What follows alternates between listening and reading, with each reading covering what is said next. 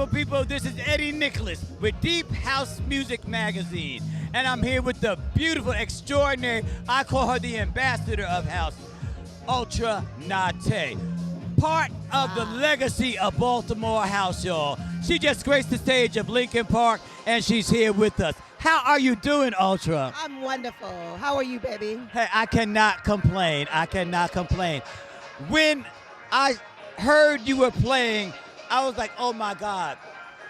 You are part of so many of our teenage years.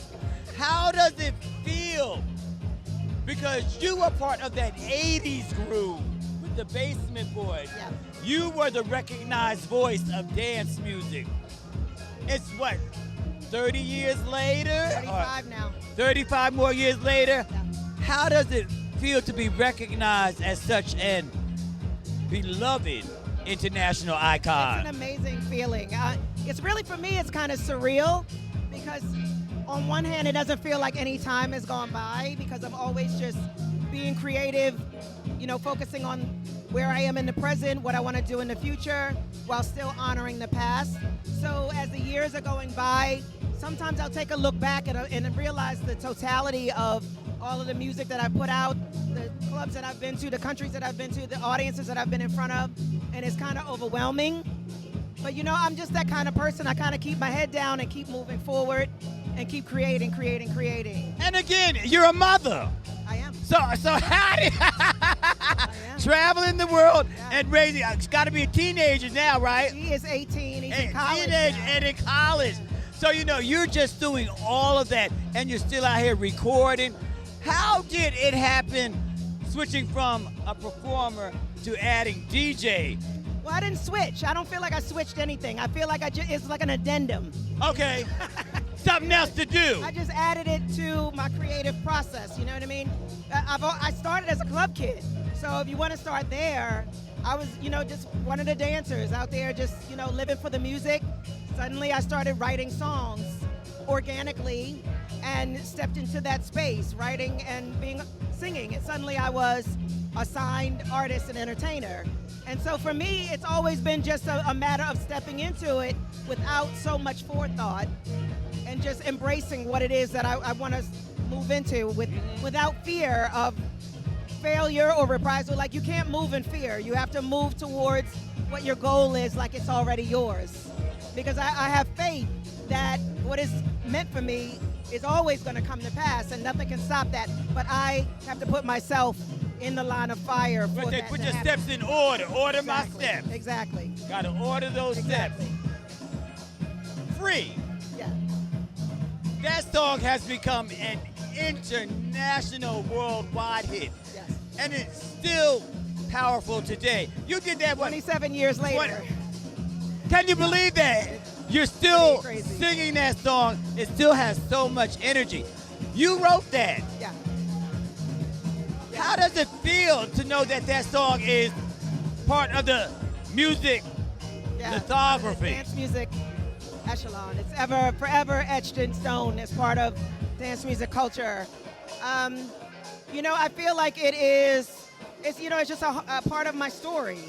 It's not the totality of my story. My story is not a singular song. My story is the totality of what I've done because I'm creating history and I'm representing a space that young black women have never seen before. And I've been completely independent as an artist for the last 20 years of that 35-year journey so far. And still making music, still touring heavily, still making new music, still working with, you know, a wide array of collaborators and producers, co-producers.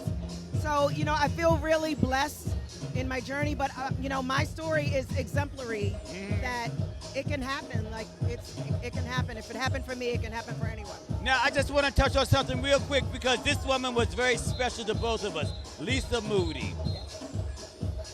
You know, when I heard of her passing, I was shocked like all of us was. Because every time I saw Ultra Nate, I saw Lisa Moody with you. Yeah. You two established such a stronghold as female DJs in the Baltimore area that I want to commend you and thank you for allowing her to be a part of our lives as she was a part of yours. So I thank you for that. 40 years. Speaking of 40 years, Baltimore just did a celebration, if I'm not mistaken, down there. What part did you play in that? Because you can't have Baltimore 40 years out, Baltimore house dance music without having Ultra. Well, they kind of had me and not.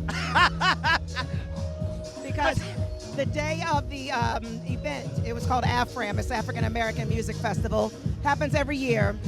I was already booked to be in Europe because I was booked way months in advance for my tour, Ultraverse, hello. But they did have me for the Baltimore by Baltimore event that happened a month earlier. Okay. I performed for that with band, with backing vocalists. I did a set that was pretty much an amalgam of all of the different eras and different genres of music that I've done within the dance music umbrella. What do you owe your longevity to? Because when you threw on Rejoicing, I was like, oh! I said, girl, it's taking us back down memory lane. Because a lot of these young kids have no idea that is you. Yeah. Yeah, there's a weird disconnect universally sometimes with what I was doing before Free. All the music that I put out before Free, the 2 albums on a commercial side. The underground side knows because they were my foundation. But universally, a lot of people are still realizing that there were 6 years and 2 albums before Free ever came out and Situation Critical and all those subsequent records. Twisted. Yeah. What made you write Twisted? Because you did that tonight too. Twisted.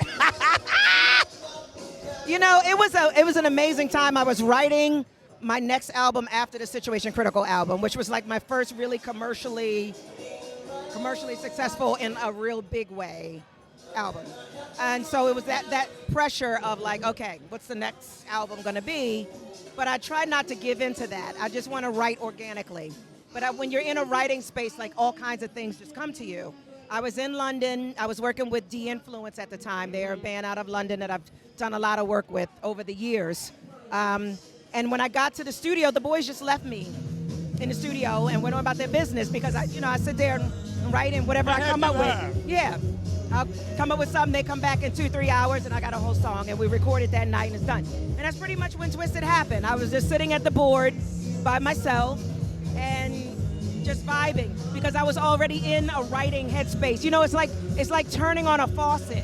When I get in that space, then it's a lot of things are coming to me as inspiration. I wrote New Kind of Medicine around the same time. Love that one too. Also with D-Influence, I wrote that on an airplane. On my way from LA, I knew I was going to be heading to London to work with D-Influence to do more writing for the album. So I was just in that writing headspace. So I don't know where Twisted specifically came from, but you know, when your creativity is really not you, it's God speaking through you. And if you just get out the way and let it speak, then it takes control of your pen and you write what you feel. You write what you feel.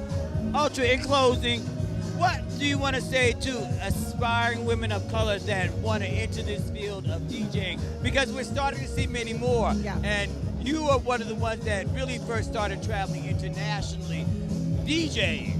Yeah, I would say there is no ceiling. There's no ceiling. And the only thing holding most women back is just the fear of judgment, of being heavily criticized, of, you know, people judging them more harshly or not giving them proper credit, discounting them because they're women. You know, there's all kinds of stuff like that. But I would say just step into it and then practice your ass off. Practice, practice, practice. And you know what? Also, let go of fear. You're gonna make mistakes. There's gonna be mistakes. And you have to embrace those mistakes and be okay with it. Because anytime you step up to do anything, whether you're DJing, whether you're songwriting, whether you're singing, anything that puts you in the public space as a creative, you're basically putting yourself out there vulnerable for the criticism of everyone. And that takes a lot of courage. So I would say to women, have that courage, be bold, stand in your truth, and step into the music that you want to play. Represent what represents you. You can never go wrong with that because it's your truth. It's your authenticity, so no one can say it's wrong. Learn the technical part of it because you got to be badass because we're women. That means you got to be twice as good in order to be accepted halfway. You got to do your homework. Halfway. Yeah, you got to do your homework for sure.